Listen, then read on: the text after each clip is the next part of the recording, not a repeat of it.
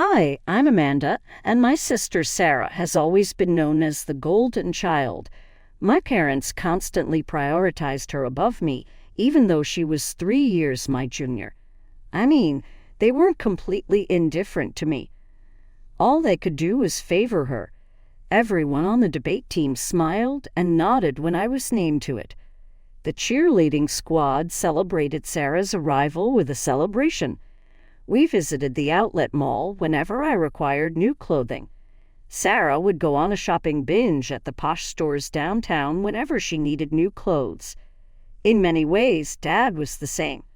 He took Sarah to the park on Saturdays, bought her ice cream, and would spend hours pushing her on the swings.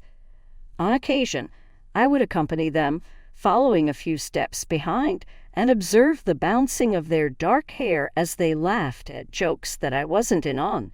It was almost made worse because Sarah wasn't harsh about it. She refrained from being condescending or trying to bring me down. While I learned to flourish in the background, she stood there, a charming little sponge, taking up all the attention. Our connection was pleasant. It wasn't close, but neither of us felt threatened. Our relationship was delicately balanced, like two planets in orbit around the sun. We were never in danger of crashing, but we also were never truly connected. Because I couldn't receive the support I needed at home, I dove headfirst into my studies. Toiled away, but Sarah was happy to rely on her charisma and our parents' pampering. I erected a fortress around my heart with every A+, academic honor, and word of praise from my teachers.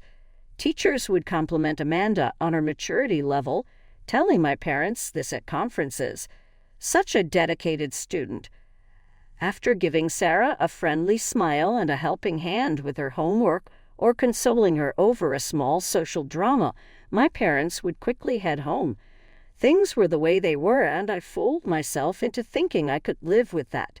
In hindsight, I should have recognized the warning signals. The way Sarah's grin would narrow in triumph when I accomplished something she failed to do. The jealousy that flashed across her face whenever our parents looked at me. The subtle way she'd redirect conversations to herself whenever I was in the spotlight. But I was too busy trying to prove myself.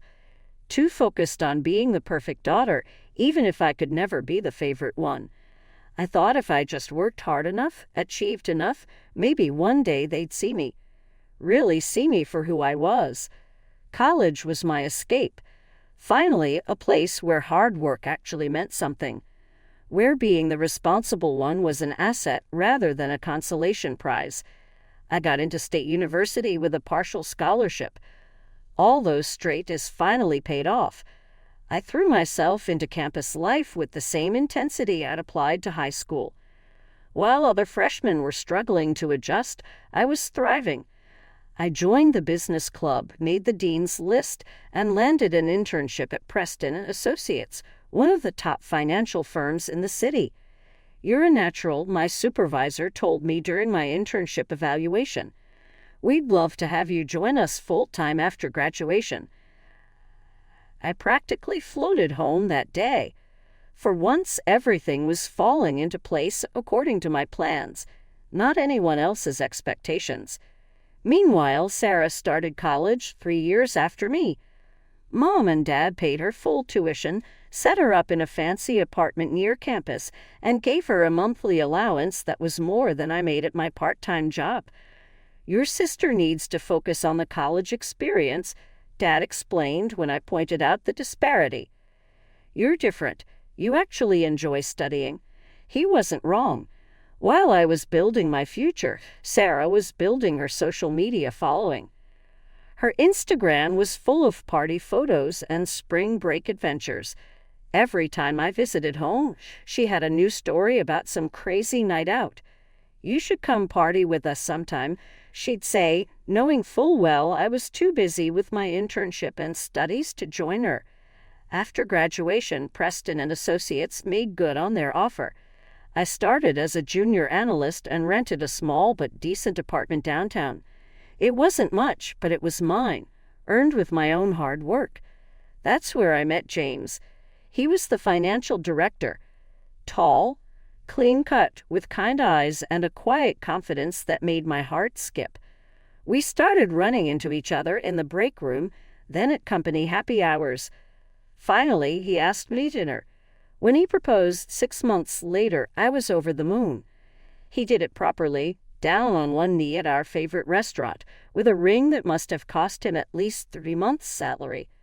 I couldn't wait to tell my family. We arranged a dinner at my parents' house.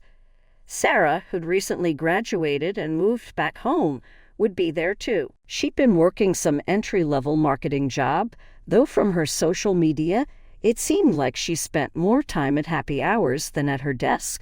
The dinner started well enough. Mom made her famous pot roast. Dad opened his best wine.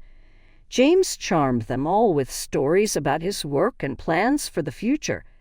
"Amanda really lucked out with you," Mom gushed, touching James's arm. "Such a responsible young man. They make such a perfect couple," Dad agreed, beaming at us. "When's the wedding?" For once, all the attention was on me, and it felt amazing. But across the table, Sarah sat picking at her food, her face growing darker with each passing minute. I caught her staring at my engagement ring, her lips pressed into a thin line. Every time James spoke, she would roll her eyes slightly or shift uncomfortably in her chair. James and I decided not to rush into the wedding. We started looking at venues on weekends, discussing color schemes over dinner, and dreaming about our future together. I'd never been happier. That all changed on a Tuesday evening. I remember it was Tuesday because I had just finished my weekly video call with my wedding planner. I was still in my work clothes when James knocked on my door. Something was off. He usually texted before coming over, and his face was like a thundercloud. "We need to talk," he said, pushing past me into the apartment. His voice was cold, nothing like the warm, gentle tone I was used to. "What's wrong?" I asked, my stomach already knotting with anxiety. He pulled out his phone and started scrolling. Care to explain these? My heart stopped as he showed me photo after photo. There I was, or someone who looked like me, in compromising positions with different men.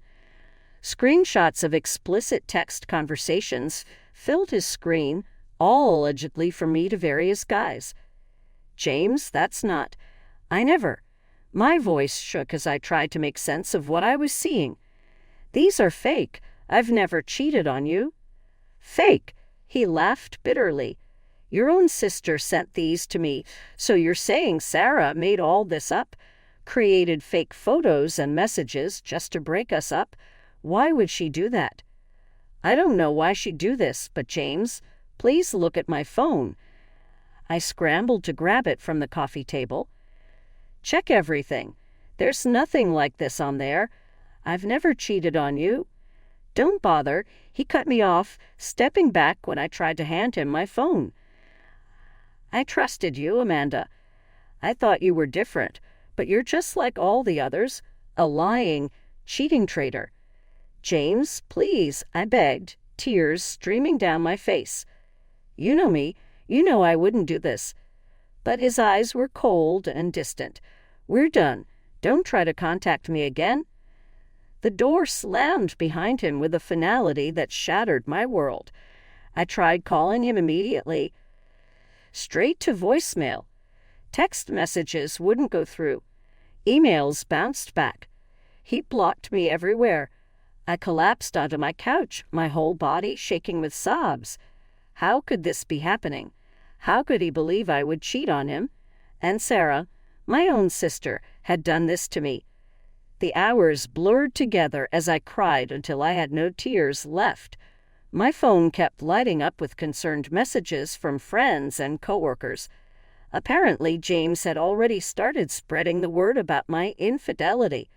After crying myself to sleep, I woke up the next morning with one purpose: confronting Sarah. My hand shook as I dialed her number, half expecting her to ignore the call. But she picked up on the second ring. "Well, if it isn't my cheating sister," she answered, her voice dripping with mock sweetness. "Why did you do it?" My voice cracked. Why would you fake those photos and messages? She laughed, actually laughed. The sound made my blood run cold. Oh, come on, Amanda. Did you really think I'd let you have your perfect little happily ever after? You, married to a successful, handsome guy like James? Please, what are you talking about? You don't deserve him. Her voice suddenly turned vicious. You don't deserve any of it? The perfect job, the perfect fiancé. Who do you think you are? I felt like I'd been slapped. Sarah, we're sisters. Sisters, she sneered. Please, you're nothing but second best, Amanda. You always have been, and you always will be. Did you really think you'd get to marry someone like James before me? That's not how this works. In that moment, 25 years of sisterhood shattered. All those memories, the shared rooms, whispered secrets, forced smiles at family gatherings, they all took on a different meaning. Every eye roll, every backhanded compliment, every moment of tension suddenly made sense. You've been jealous of me this whole time, I whispered, the realization hitting me like a truck. Jealous? She laughed again. Don't flatter yourself. I'm better than you in every way. I just couldn't stand watching you play house with James when we all know you don't deserve him. I drove to my parents' house that afternoon, desperate for support. Surely they'd believe me. Surely they'd see what Sarah had done. I was wrong. Amanda, honey, Mom said, shaking her head. Why are you trying to blame your sister for your mistakes? But I didn't make any mistakes.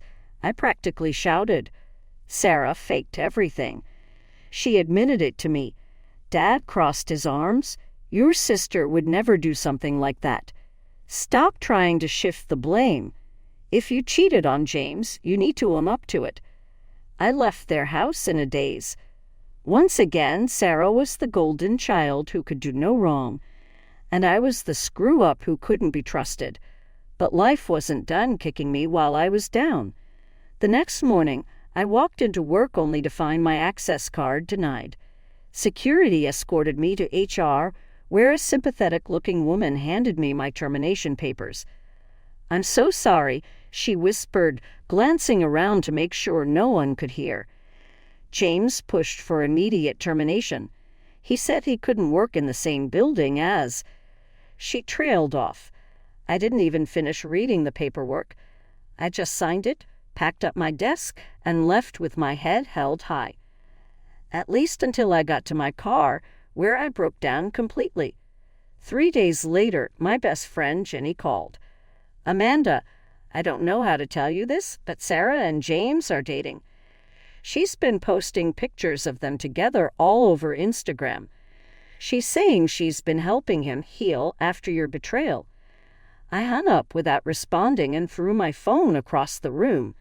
In the span of a week, I'd lost my fiancé, my job, my family's trust, and now my sister was dating the man she helped me lose. I needed revenge. I missed you, baby, she cooed loud enough for my phone's microphone to pick up. James is so boring compared to you. I collected 3 weeks' worth of videos. Sarah and Mike making out against his car. Sarah sneaking out of his house at odd hours. The two of them laughing over expensive champagne on his patio, probably paid for with James's credit card. Then came the engagement party. Sarah insisted on having it at our parents' house. It's more intimate, she said, though really she just wanted to show off to the whole family. James had proposed with a ring twice the size of the one he'd given me. The house was packed with relatives, friends, and James's entire family. Sarah held court in the living room, showing off her ring to anyone who'd look. Mom and Dad beamed with pride, while James's parents kept commenting on what a perfect couple they made. I'd like to make a toast, I announced, standing up during a lull in the conversation. All eyes turned to me. Sarah shot me that superior look I'd grown so used to, the same look she'd given me 2 years ago when she'd stolen my fiancé. Poor thing probably thought I was about to give some gracious speech about being happy for them. I have something to share with everyone, I continued, connecting my phone to the TV. A little engagement present, you might say. The first text messages appeared on the screen. Sarah's face went white. What is this? James stood up, squinting at the messages. Oh, just some conversations between your fiancé and her boyfriend, Mike, I said calmly. There's quite a lot of them. They particularly enjoy discussing how boring you are, James. But hey, at least you're rich, right? That's not. Sarah stammered. And here's some video evidence in case anyone has doubts, I continued. I played the clips one by one. Sarah and Mike kissing. Sarah leaving his house at midnight. Sarah laughing about James while sipping expensive wine. The room erupted into chaos. James was on his feet, roaring at Sarah. His parents were shouting about disgrace and scandal. Our relatives were whispering and pointing. You crazy bastard, Sarah screamed at me. How could you do this? Funny, I replied. That's exactly what I wanted to ask you 2 years ago. Mom collapsed onto the couch, sobbing. Dad just stood there, mouth opening and closing like a fish out of water. I didn't stick around for the aftermath. I gathered my things, walked to my car, and drove home in perfect silence. Inside my apartment, I poured myself a glass of wine and sat on my balcony, watching the city lights twinkle. For the first time in 2 years, I felt completely at peace. My phone rang at 7 a.m. the next morning. Mom's name flashed on the screen. How could you humiliate your sister like that? She screamed before I could even say hello. James called off the engagement. She's devastated. You need to fix this right now. Fix what exactly? I asked calmly. The fact that she cheated. The fact that she got caught. Or maybe you want me to fix the fact that she's finally facing consequences for her actions. She's your sister. Dad's voice came on the line. They had me on speaker. Family protects family. You will fix this, or wait. I cut him off. Or you'll what? Take her side again. Go ahead. I'm used to it. I hung up and blocked their numbers. I needed coffee before dealing with any more family drama. But I hadn't even finished my first cup when someone started pounding on my apartment door. Open up, you damned bastard. Sarah's voice echoed through the hallway. I took my time walking to the door, unlocked it, and stepped back as she burst in. You ruined everything. She screamed, mascara running down her face. You ruined my life. Karma's a bitch, isn't it? I took another sip of coffee. I'm going to make you pay for this. She grabbed a framed photo from my wall and threw it at me. I dodged it easily. Like you made me pay 2 years ago, I asked quietly, when you fabricated evidence of me cheating, when you destroyed my relationship, when you took James for yourself. She froze, realization dawning on her face. You planned this, all of it, the whole time. 2 years, I confirmed. 2 years of watching and waiting. 2 years of playing the forgiving sister. 2 years of knowing that sooner or later you'd show your true colors. You're insane, she whispered. No, Sarah, I'm patient, and unlike you, I only needed real evidence to get my revenge. She ran from my apartment like she'd seen a ghost. The weeks that followed were a parade of guilt-tripping messages from my parents. Sarah's lost her job due to emotional distress. She's not eating, not sleeping. She's moved back home and spends her days crying in her old bedroom. You've destroyed your sister, Mom texted. Are you happy now? I didn't respond. What was there to say? Dad tried a different approach. If you don't make this right, you're out of the will. Is that what you want? I finally replied to that one. Do whatever you want with your money. I've already got what I wanted, the truth.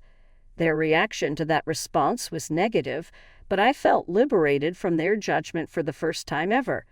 My professional life was taking off, but my personal life was a complete mess. With the promotion to senior director, a new office, and a sizable salary increase, Morrison Financial has showered me with accolades. Meanwhile, Sarah reached her lowest point. She returned to live with our parents after she lost her marketing career. The drinking began at that point. The truth was revealed during one of her inebriated moments. I learned about it later from my mom. How Sarah had begun to babble while reclined on the couch, halfway through a bottle of wine. Showed him those pictures she had mumbled out, added them all together, identified a girl who resembled Amanda. I had someone assist me in making up the texts. He was unworthy of her anyhow. He was more deserving of me. In the course of one drunken night, 2 years of deceit crumbled. The very following day, my emotionally charged father gave me a call. "We need to have a conversation, Amanda. Will you be able to make it over here?"